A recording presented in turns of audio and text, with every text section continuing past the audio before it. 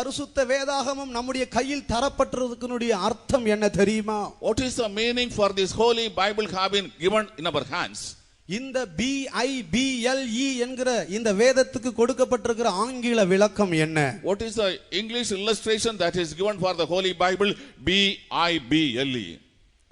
Behold, I bring life eternal. Behold, I bring life eternal. B for behold. B for behold. I for I. I for I. Behold, I bring. B for bring. B for bring. L for life. L for life. E for eternal. E for eternal.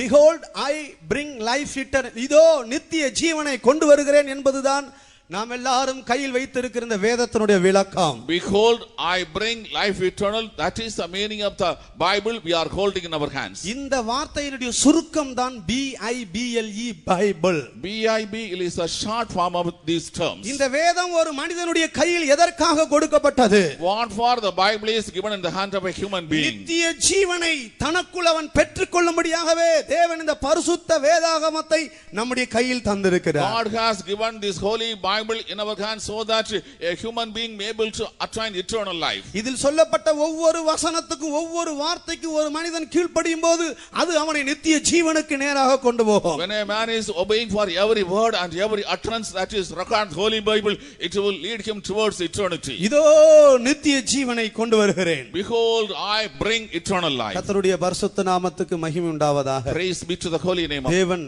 நித்தியத்தில் நம்மை முதலாவது உத்தமமும் உண்மையுள்ளவன் என்று சொல்ல வேண்டும். First of all, God should say concerning us that you are upright and faithful. அநேகர் நினைக்கிறது எப்படி வேண்டுமானாலும் ஜீவித்து விட்டு பரலோகத்தின் வாசல் தங்கள் திறக்கப்படும் என்று சொல்லி வஞ்சிக்கப்பட்டு ஒரு திரள் கூட்டம் பரலோகத்துக்கு போகிறேன் என்று சொல்லி நித்திய அக்கினி கடலில் பங்கடைய போகிறார்கள். Great multitude of people think that they may lead any kind of life in this world and they will be able to go eternity. In this way they are going deceived and be going to occupy the eternal hellfire. அப்படிப்பட்ட ஒரு நிலவரம் இங்கு இருக்கிற ஒருவருக்கும் சம்பவிக்க கூடாது என்கிற ஒரு பாரத்தோடு ஏக்கத்தோடு தான் இந்த சத்தியத்தை அறிவிக்கிறோம். With a great burden and longing that such a thing should not come to anyone seated here, we are preaching the gospel. இந்த சத்தியத்தை பேசும்படியாக எங்களுக்கு கிடைத்த தரம் ஏதோ ஒரு பதவி மேன்மை கிடைத்ததாக எடுக்கிறது இல்லை. We are not considering as a status or high position that we got the opportunity to preach the gospel. இந்த சரீரத்தை விட்டு பிரியும் போது பரலோகத்துக்கு போகிறேன் என்று சொல்லி வஞ்சிக்கப்பட்டு நித்திய அக்கினி கடல் எத்தனையோ பேர் போய் சேர்ந்து விட்டார்கள். நாமும் அந்த கூட்டத்தில் போய் சேர்ந்து விட கூடாது என்கிற ஒரு பாரத்தோடு கண்ணீரோடு தாகத்தோடு தான் இந்த சத்தியத்தை அறிவிக்கிறோம். Many people expected that then they are leaving the physical body they will go into eternity or heaven, but that was not happening. Actually they went to the lake of fire, but this should not happen to you. With this great burden and longing we are preaching the gospel unto you. கர்த்தருக்கு ஸ்தோத்திரம். Praise be to God. ஒரு சபையில அன்னாள் பாட்டின்னு ஒரு பாட்டி இருந்துச்சு. In a church there was a madam, old woman called Annal. அவங்க தான் அந்த ஃபெய்த் ஹோம்ல நல்ல ஆம்பளை போல எல்லா வேலையும் செய்யும். She used to do all the works in the faith home. அந்த பாட்டி மரித்தது. That old woman died. இன்பர ஈட்டிலே மோட்சக்கரையில் சந்திப்போம் நல்ல பாட்டு பாடி நல்ல போராட்டத்தை போற ஓட்டத்தை முடிச்சு எல்லாம் போட்டு அடக்கம் பண்ணிட்டு வந்தாச்சு. All melodious songs were sung and I have fought a good fight. All these preachings done and she was buried. அடக்கம் பண்ணி 4வது 5வது நாள் சனிக்கிழமை ஃபெய்த் ஹோம்ல ஃபாஸ்டிங் பிரேயருக்கு முன்னால அங்க இருக்கிற பாட்டி பண்ண ஐயோ ஐயா அன்னாள் பாட்டி துரத்துன்னு ஓடியாடுறாங்க. On the 4th or 5th day when they were in the fasting prayer room, all people are shouting the old woman Anna is chasing us. அப்ப பிரதர் பாத்ரூம்ல குளிச்சிட்டு இருந்தார். Brother was having bathroom. இப்போ ஒரு பாஸ்டர் இருக்கார், அப்பொழுது அவர் பிரதராக இருந்தார். At present he is a pastor, then he was a brother. குளிச்சிட்டு வெளியே வந்தார். He had bath and come out. இது அன்னாள் பாட்டி துரத்துதுன்னு சொல்றாங்க. Why they are saying Annal grandwoman is driving chasing. அந்த அம்மா ஒரு ஆளுக்குள்ள பூந்துடுச்சு. She entered into a man. அந்த ஆளு தலையில கை வச்சு ஜெபிச்சார். He placed a hand on her and prayed. நீ யார்? Who are you? நான் தான் அன்னாள் பாட்டி. I am Annal man. ஏன் நீ போலையா பரலோகத்துக்கு? Why you did not go to heaven? நான் போனேன் ஏசாமி உனக்கு இங்க இடம் இல்லன்னு சொல்லிட்டார். I went to Jesus said there is no place for you. நீ என்ன செஞ்ச? What did you do? இந்த பாட்டி என்ன செய்தது? What did the old woman do? சிக்கா இருந்தபோது ஃபெய்த் ஹோம்ல தங்கி இருந்தது. When she was sick, stayed at the faith home. Rebecca அக்கான்னு ஒரு அக்கா இருந்தாங்க, மரிச்சிட்டாங்க. அவங்க அப்பதான் அங்க பெரிய சிஸ்டர் இருந்தாங்க. There was an elder sister by name of Rebecca and she was in charge sister there. அந்த அக்கா மேல இந்த அம்மா சண்டை போட்டுட்டு வீட்டுக்கு போயிடுச்சு. She picked quarrel with her sister and went home.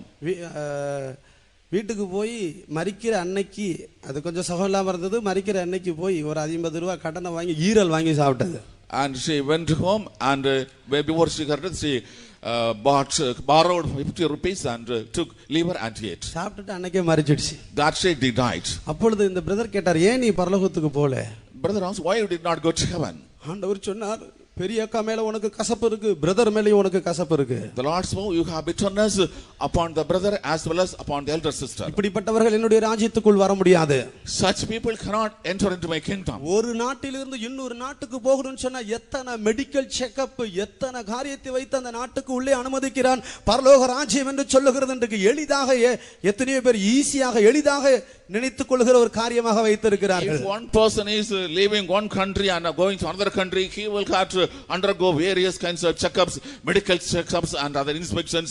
But in the case of the kingdom of God, people think it's very easy to go there. அப்பொழுது அந்த பிரதர் தலையில கையை வச்சு ஜெபித்து அந்த பாட்டி வெளியே போக முடிய சொன்னார். Then the brother laid his hand on the head, commanded the woman to go out. அப்பொழுது சொன்னிச்சு, வெளியே போனா பொல்லாத ஆவியெல்லாம் என்ன துரத்துது.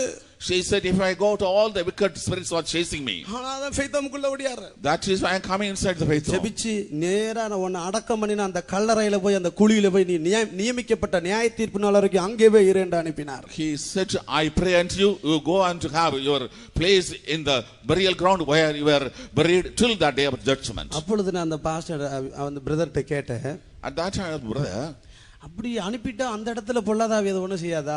will not say wicked spirit at their place. எப்படியும் அக்கினி கடல் போகும்போது பொல்லாதாவியோட சேர்ந்து தான் இருக்க போகுது. Anyhow, when it reaches the lake of fire, it will join the priest spirits. நித்தியமாய் அக்கினி கடலில் சாத்தானோடு இருக்கிற ஜீவியத்தை நினைத்தாலே இருதயம் நடுங்குகிறது. When we remember the life wherein we will be with Satan forever in the lake of fire, my heart is trembling. நித்தியமாக சாத்தானோடு இருக்க வேண்டுமா? Should we continue forever and ever with Satan? இந்த சத்தத்தை கேட்கிற நண்பனே, நீ நித்தியமாய் சாத்தானோடு இருக்க போகிறாயா? நித்தியமாய் இயேசுவோடு இருக்க போகிறாயா? Beloved friend who is listening to this voice, will you be with ever forever and ever with Satan, or will you forever and ever with Jesus? கர்த்தருக்கு ஸ்தோத்திரம். Praise be to God. எனவே இந்த பூமியில் நாம் எடுத்து வைக்கிற ஒவ்வொரு அடியும் ஒவ்வொரு நடையும் தேவ பயத்தோடு நடுக்கத்தோடு மனத்தாழ்மையோடு தேவனுக்கு கீழ்ப்படிந்து நடப்போமாக. Every step we are taking in this world, we should do it with obedience to Christ, with much fear and trembling, with much caution. Let us take every step.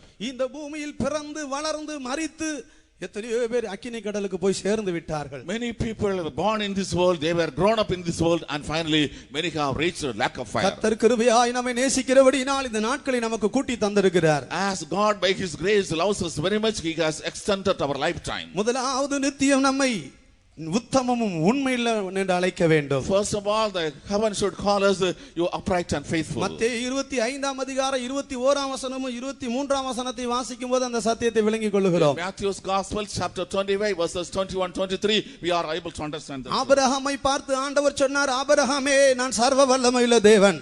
To Abraham the Lord spoke, I am Almighty God, Abraham. நீ எனக்கு முன்பாக நடந்து கொண்டு உத்தமனாயிரு. You walk before me and be upright. நான் உன்னை எல்லா விதத்திலும் ஆசீர்வதித்திருக்கிறேன். In all ways I have blessed you. ஆபிரகாமே, ஒரு காரியத்தை நீ மறந்து போகாதே. Abraham, you should not forget one thing. ஆதியாகமம் 17ஆம் அதிகாரம் 2ஆம் வசனமும் 3ஆம் வசனத்தை வாசிக்கும்போது விளங்கிக் கொள்கிறோம். In the book of Genesis chapter 17 verses 2 and 3 we understand. ஆபிரகாமே, நான் உன்னை எல்லாவற்றிலும் ஆசீர்வதித்திருக்கிறேன். Abraham, I have blessed you in everything. ஒன்று விளங்கிக் கொள். Understand one thing. நான் சர்வ வல்லமையுள்ள தேவன். I am the Almighty God. நீ எனக்கு முன்பாக நடந்து கொண்டு உத்தமனாயிரு. You walk before me and be upright. பழைய ஏற்பாட்டு காலத்திலேயே தேவன் உத்தமத்தை குறித்து இவ்வளவு வைராக்கியமாக சொல்லி இருப்பாரானால், எருசலேமுக்கும் சீயோனுக்கும் போகிறோம் என்று சொல்லுகிற தெய்வத்தினுடைய பிள்ளைகள் நாம் உத்தமத்தை குறித்து எவ்வளவு ஜாக்கிரதையாக இருக்க வேண்டும். If the Lord God was so much concerned about the perfect life during the Old Testament period, we people who are going to occupy new heaven and new the Zion and Jerusalem, how we should be more cautious. இந்த உத்தமம் என்று சொன்னால் என்ன என்று சொல்லி நேற்றைய தினத்தில் நாம் தியானித்தோம். Yesterday we meditated what is meant by this perfectness.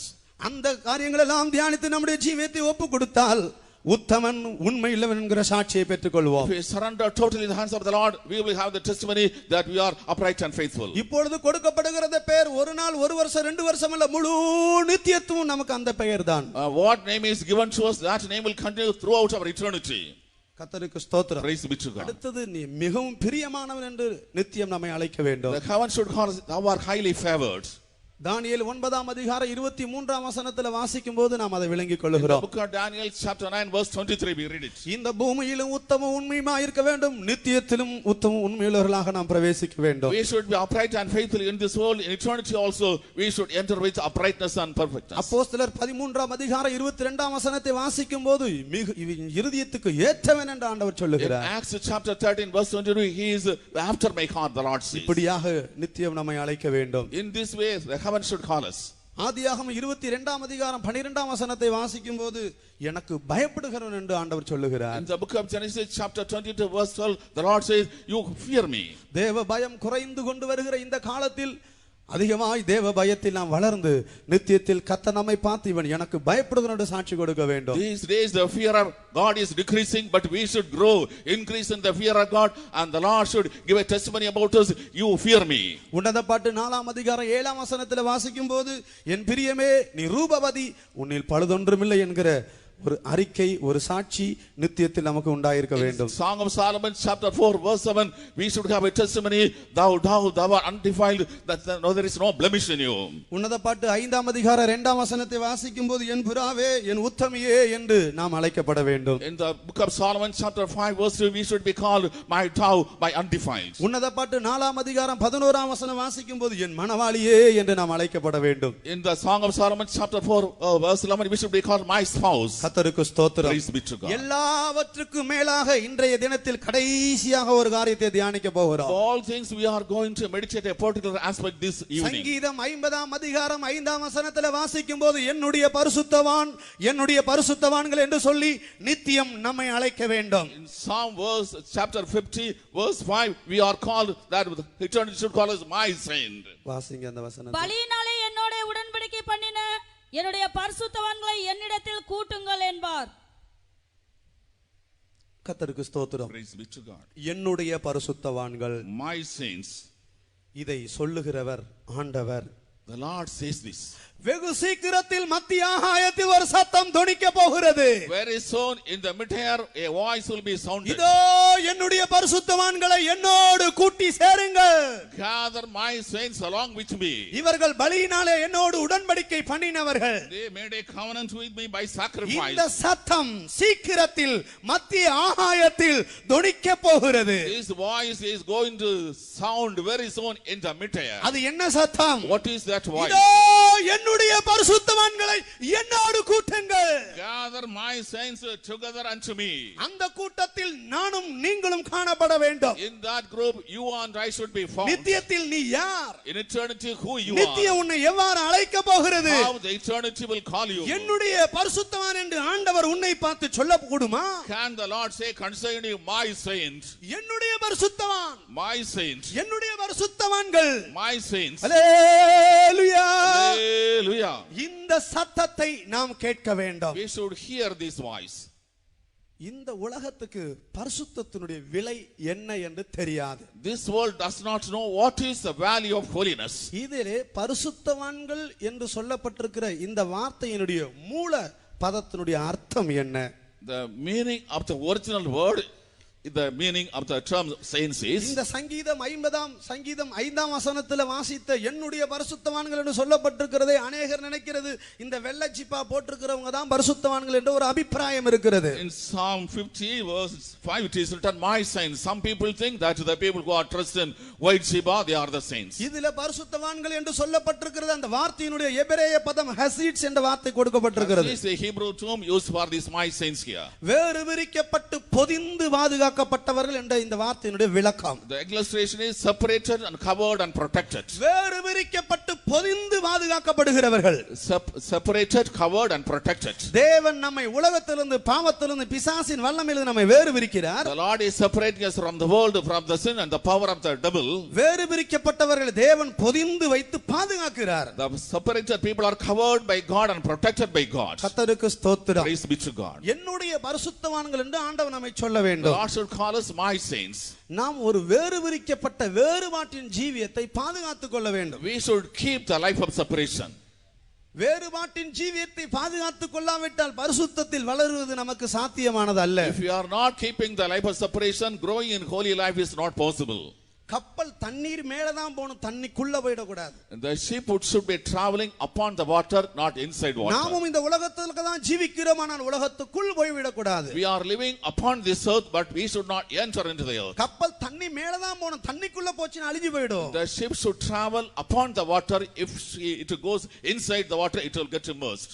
வேறு விரிக்கப்பட்ட ஜீவியத்தை எப்பொழுதும் பாதுகாத்துக் கொள்ள வேண்டும். We should always keep the life of separation. நேற்றைய தினத்துல நாம் தியானித்தது போல, as we meditated yesterday, தானியேல் அந்த பாபிலோன் தேசத்தில் இருந்தாலும் கூட தான் தீட்டுப்பட மாட்டேன் என்று சொல்லி தனி மனிதனாக தன்னை வேறு விரித்துக் கொண்டான். Even though Daniel was living in the land of Babylon, he lived as a solitary man, separating himself from the country.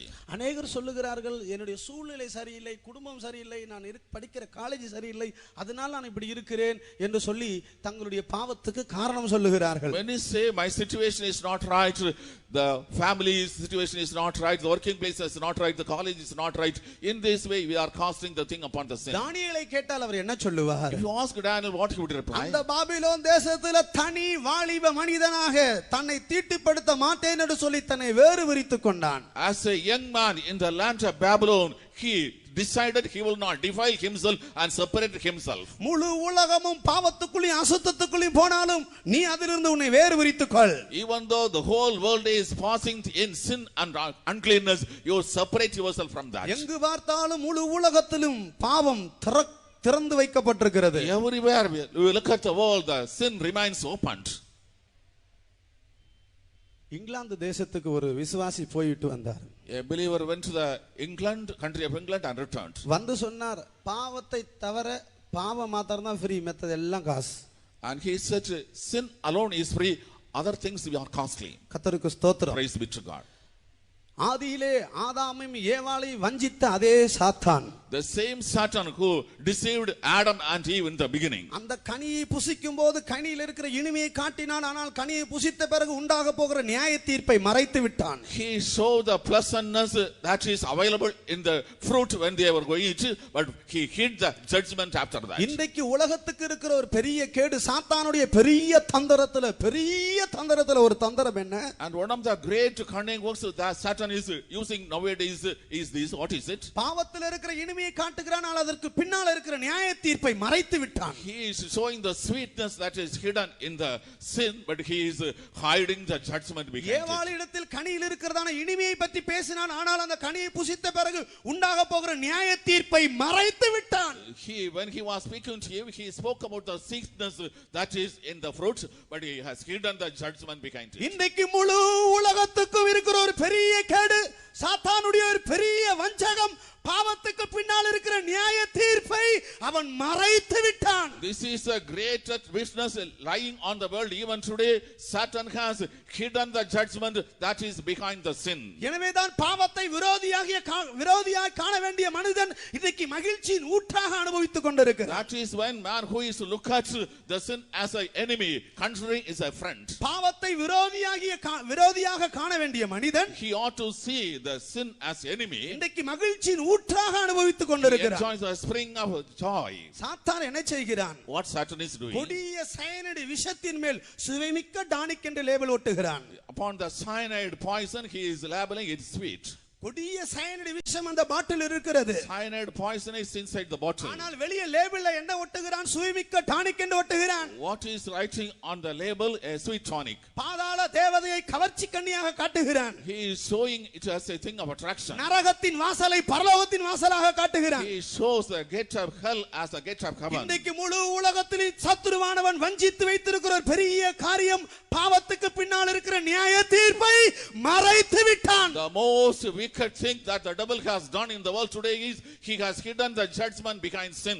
எனவேதான் எளிதான விதத்தில் பாவத்துக்குள் மனிதன் பிரவேசிக்கிறான். That is why very easily man is entering into sin. பாவத்தினுடைய தன்மையை சாத்தான் லகுவாக்கி விட்டான். Satan has made it easy, the quality concerning sin. பாவம் எவ்வளவு கொடூரமானது என்பதை சத்துரு மனிதனுக்கு மறைத்து விட்டான். The devil has hidden to humanity how cruel the sin is. வானத்தையும் பூமி உண்டாக்கின சர்வ வல்லமையுள்ள தேவன் மனிதனுடைய பாவத்துக்காக வானத்தை பரலோகத்தை விட்டு பூமிக்கு வந்து தன்னை பலியாக்கினார். The Almighty God who created the heaven and earth, he left his abode of heaven and came to the world and offered him the sacrifice. மனிதனுடைய பாவம் சர்வ வல்லமையுள்ள தெய்வத்தை பலியாக்கிற்று. The sin of humanity has made the Almighty God as an offering. ஆண்டவராகிய இயேசு கிறிஸ்து இந்த பூமிக்கு வந்தபோது When Lord Jesus Christ came to this earth, உலகத்தின் பாவத்தை சுமந்து தீர்க்கிற தேவ ஆட்டுக்குட்டி என்று இயேசுவை பார்த்து சொல்லப்பட்டது. so about Jesus it was referred, he is the lamb of God which takes away the sin of the world. இயேசு எதற்காக இந்த பூமிக்கு இறங்கி வந்தார்? What for Jesus came down to the earth? மனுஷனுடைய பாவத்தை சுமந்து தீர்க்கும்படியாக. Not to take away the sin of humanity. ஒரு சர்வ வல்லமையுள்ள தேவன் இந்த பூமிக்கு மனிதனாய் இறங்கி வந்தது மனிதனுடைய பாவத்துக்காக. What for the Almighty God came down to the earth in order to take away the sin of humanity. சர்வ வல்லமையுள்ள தேவன் சிலுவையில் தன்னை பலியாக கொடுத்திருப்பாரானால் பாவம் எவ்வளவு கொடூரமானது. If the Almighty God offered himself sacrifice on the cross, how cruel this sin is. மனிதனுடைய பாவம் சர்வ வல்லமையுள்ள தெய்வத்தை சிலுவையில் கொன்றது. The sin of humanity has crucified Almighty God on the cross. இந்த பூமிக்கு மனிதனுடைய பாவத்தை சுமந்து தீர்க்கும்படியாக வந்தார். He has come to the world in order to take away carry the sin of humanity. அவர் உலகத்தின் பாவத்தை சுமந்தவர் அல்ல. No, why he carried the sin of the world? உலகத்தின் பாவத்தை சுமந்து தீர்க்கிறவர். He has carried and finished the sin of the world. கிருபாதார பலியாக இந்த பூமிக்கு அவர் வந்தார். As a proposition for sin he came to the world. கர்த்தருக்கு ஸ்தோத்திரம். Praise be to God. அப்படியானால் பாவம் எவ்வளவு கொடூரமானது என்று யோசித்து If it also think about it, how cruel the sin is. கர்த்தருக்கு ஸ்தோத்திரம். Praise be to God. தேவனே தன்னுடைய சரீரத்தை பலியாக கிழிக்க கொடுத்திருப்பாரானால், if God himself offered his body to be rent, பாவம் எவ்வளவு கொடூரமானது. how cruel the sin is. பாவத்தினுடைய தன்மை எவ்வளவு கொடூரமானது. how cruel the quality of sin is. பாவம் நரகத்தோடு சம்பந்தப்பட்டது. The sin is related to hell. பரிசுத்தம் பரலோகத்தோடு சம்பந்தப்பட்டது. holiness is related to heaven. பாவத்தோடு இடைப்பட்டு ஜீவிப்பாயானால் நரகத்தோடு தொடர்புடையவன். if you are having contact with sin, you have contact with hell. பரிசுத்தம் பரலோகத்தோடு தொடர்புடையது. The holiness has a link with heaven. பரிசுத்தத்தினுடைய விலையையும் பாவத்தினுடைய கொடூரத்தையும் ஒரு மனிதன் விளங்கிக் கொள்ளாவிட்டால் இந்த ஜீவியத்தில் இந்த சத்தியத்தில் நடக்க முடியாது. If a man is not able to realize the cruelty of the sin and the greatness of the holiness, he will not be able to walk in this truth. கர்த்தருடைய பரிசுத்த நாமத்துக்கு மகிமை உண்டாவதாக. Praise be to the holy name of God. எத்தனையோ ராஜாக்கள் முழு உலகத்தை அசைத்தார்கள். Many kings have shaken the whole world. மகா அலெக்சாண்டர் முழு உலகத்தை அசைத்தான். Alexander the Great shook the whole world. முழு உலகத்தை அடக்கி ஆண்டான். He brought under control the entire world. எனக்கு பிடிக்க வேறொரு உலகம் இல்லையே என்று சொல்லி சொன்னானாம். He challenged, I have no other world to hold on. முழு உலகத்தை பிடித்த பிறகு after he captured the entire world, எனக்கு பிடிப்பதற்கு வேறொரு உலகம் இல்லையே என்று சொன்னானாம். he said, there is no more world to capture. கர்த்தருக்கு ஸ்தோத்திரம். Praise be to God. இப்படியாக ஒரு கிரேக்க பழமொழி உண்டு. In this way there is a Greek proverb. ஒரு தவளைக்கு ஒரு கொப்பரை பெருசு, ஒரு அலெக்சாண்டருக்கு இந்த உலகம் சிறுசு. To the frog a cauldron is big, to Alexander the world is small. ஒரு கொப்பரைக்குள்ள தவளையை போட்டா அந்த தவளைக்கு அந்த கொப்பரை பெருசு. If a frog is put inside a cauldron, to the cauldron is big to the frog. ஒரு அலெக்சாண்டருக்கு இந்த உலகம் சிறுசு. To Alexander the world is small. முழு உலகத்தை அடக்கி ஆண்டான். He brought under subjects the whole world. முழு உலகத்தை கீழ்ப்படுத்தினான். He subdued the entire world. முழு உலகத்தை அடக்கி ஆண்டவனை பாவம் அசைத்து தள்ளிற்று. He who had dominion over the whole world, the sin has shaken him. 33 வயதில குடிகாரனாக மரித்தான். At the age of 33 and half, he died as a drunkard. முழு உலகத்தை அடக்கினான். He brought under the whole world. தன்னுடைய சொந்த சரீரத்தை அடக்க தவறிவிட்டான். He failed to control his own body. தன்னுடைய சொந்த சரீரத்தை அடக்கி ஆளாவிட்டால், if one does not control his body and rule over it, நித்திய மகிமை நமக்குரியதல்ல. the eternal glory does not belong to us. இன்றைக்கு அநேகர் சரீர சுகத்தை பற்றி பேசுகிறார்கள். Many people are speaking about the healing of the body. நாங்களும் சரீர சுகத்தை பற்றி We பேசுகிறோம். are also speaking about the healing of the ஆனால் body. சரீர ஜெயத்தை பற்றி அநேகர் பேசுகிறதில்லை. But many are not speaking about the victory of the body. சரீரம் சுகம் இல்லாவிட்டாலும் கூட மரித்தால் நித்திய மகிமைக்கு போலாம். சரீரம் ஜெயம் இல்லாவிட்டால் நித்திய மகிமைக்கு போக முடியாது. Even though there is no health in the body, you will be able to go to eternal heaven. But if there is not this portion of victory, சரீர சுகம் மாத்திரம் முக்கியமானதல்ல, சரீர ஜெயமும் முக்கியம். the physical health is not only important, the physical holiness is also important. முழு உலகத்தை அடக்கி ஆண்டான். He controlled the whole world. ஆனால் தன்னுடைய சொந்த சரீரத்தை அடக்க தவறிவிட்டான். He failed to control his own body. பாவம் அவனை அசைத்து தள்ளிற்று. The sin has shaken and moved him. பாவம் தன்னில் தான் வல்லமை உள்ளது. Sin has power in itself. பாவத்தோடு கடினமான விதத்துல deal பண்ணாவிட்டால், unless we deal severely with a sin, பாவத்தோடு கடினமான விதத்துல இடைவிடாவிட்டால், unless we move severely with a sin, பாவம் நம்மை தள்ளும். the sin will push us. ஆதியாகமத்துல நான் வாசிக்கும் போது In the book of Genesis we read, அங்கே காயினை பார்த்து ஆண்டவர் சொல்லுகிறார் நன்மை செய்யாவிட்டால் பாவம் வாசற்படியில படுத்திருக்கும்னு to சொல்லுகிறார். Cain the Lord says, if you are not doing good, the sin will lie at the door. அங்கே பாவம் படுத்திருக்கிறது. The sin is lying there. ரோமர்ல பரிசுத்த பவுல் சொல்லும்போது In Romans, St. Paul says, எனக்குள் வாசமாயிருக்கிற பாவம் என்று சொல்லுகிறார். the sin that dwells in me, படுத்திருக்கிற பாவம், the sin that lies, வாசமாயிருக்கிற பாவம். the sin that dwells. 1 தீமோத்தேயுல Pavul சொல்லும்போது பின்தொடருகிற பாவம். In 1 Timothy, St. Paul, the sin that follows you. சிலரை பாவம் பின்தொடரும். The sin is following some people. கர்த்தருக்கு ஸ்தோத்திரம். Praise be to God. எபிரேயர்ல Pavul சொல்லும்போது In Hebrews, St. Paul says, சுற்றிலும் நெருங்கி நிற்கிற பாவம். the sin which is encompassing, surrounding us. ஆதியாகமத்துல பாவம் படுத்திருக்கிறது. In the book of Genesis, the sin lies. ரோமர்ல பாவம் உள்ளே வாசமாயிருக்கிறது. In Romans, the sin dwells in. 1 தீமோத்தேயுல Pavul சொல்லுகிறார் பின்தொடருகிறது. In 1 Timothy, St. Paul says it follows. எபிரேயர்ல Pavul சொல்லுகிறார் சுற்றிலும் நெருங்கி நிற்கிறது. In Hebrews, St. Paul says it is surrounding us. இது எதற்காக? What for is this? ஒரு மனிதனை சுற்றிலும் நெருங்கி பாவம் எதற்காக நிற்கிறது? Why the sin is sitting and surrounding a அது person? அவனை தள்ளும்படியாக. In order to push him. நீ தேவ பலத்தை பற்றி தேவ கிருபையை பற்றி பாவத்தை நீ தள்ளாவிட்டால் பாவம் உன்னை நித்திய நரகத்திலே கொண்டு போய் ஒரு நாள் உன்னை தள்ளும். Unless you receive the grace of God and the power of God and push sin, the sin will take you to eternal hellfire. சுற்றி நெருங்கி நிற்கிற பாவம். The sin that is besetting you, surrounding you. ஆங்கிலத்தில் எளிதாக தள்ளக்கூடியது என்று In சொல்லப்பட்டிருக்கு. English, it is easily pushed out. சுற்றி நெருங்கி நிக்குது. Sounding. எதற்காக? What for? உன்னை தள்ளும்படியாக. Not to push you. நீ சரியான விதத்துல ஜெப ஜீவியத்தில் இல்லாவிட்டால், If you are not in the right prayer life, கர்த்தருடைய பாதத்தை பிடித்துக்கொண்டு ஜீவிக்கிற ஜீவியம் உனக்கு இல்லாவிட்டால், if you are not having the life of holding the feet of God and living, வேத வசனத்தை தியானித்து அதற்கு கீழ்ப்படிந்து நீ ஜீவிக்காவிட்டால், if you are not meditating the scripture and obey and live, வெளியாக நன்றாகத்தான் இருப்பாய். outwardly you will be all right. உள்ளான பகுதியில் பாவம் உன்னை வீழ்த்திக் கொண்டே இருக்கும். Inside the sin will be defeating you. இந்த பாவம் உன்னை எங்கே கொண்டு போய் தள்ளும்? Where will the sin push you? எதற்காக சுற்றி நெருங்கி நிற்கிறது? Why it is standing around you? உன்னை தள்ளும்படியாக. Not to push you. நீ அதை தள்ளாவிட்டால், Unless you push it அது out, உன்னை தள்ளும். it will push you. நீ கீழ்ப்படுத்தாவிட்டால், If you do not subdue அது it, உன்னை கீழ்ப்படுத்தும். it will subdue நீ you. அதை ஜெயிக்காவிட்டால், You do not overcome அது it. உன்னை ஜெயிக்கும். It will overcome நீ you. அதை மேற்கொள்ளாவிட்டால், You do not அது overcome உன்னை it. மேற்கொள்ளும். It will overcome. பாவத்தோடு கடினமான விதத்தில் இடைபட வேண்டும். We should deal severely with a sin. மனிதன் இன்றைக்கு பாவத்தை எளிதாக எடுத்து விட்டான். Today man has taken sin very easily. Cinema பார்க்கிறது எளிதாக எடுத்து விட்டான். See cinema, he takes it very easily. ஒரு ஸ்திரியை இச்சையோடு பார்த்தால் இருதயத்தில் விபச்சாரம் செய்தாயிற்று. If you look at someone with lust, adultery has taken place in the heart. ஒரு ஸ்திரியை இருதயத்தில் இச்சையோடு பார்த்தால் இருதயத்தில் அவளோடு விபச்சாரம் செய்தாயிற்று. In the heart, if you look at her with a lust in the heart, you have done adultery with her. இச்சை பாவம். Lust is a sin. நாம் அதோடு கடினமான விதத்தில் இடைபட வேண்டும். We should deal severely with it. பாவத்தோடு கடினமான விதத்தில் இடைபடாவிட்டால் ஒரு நாள் பாவம் உன்னை தள்ளும். Unless you deal severely with the sin, one day the sin will push you. எங்கே கொண்டு போய் தள்ளும்? Where will it push you? நித்திய அக்கினி கடல்ல கொண்டு போய் தள்ளும். Eternal lack of fire, it will be pushing you.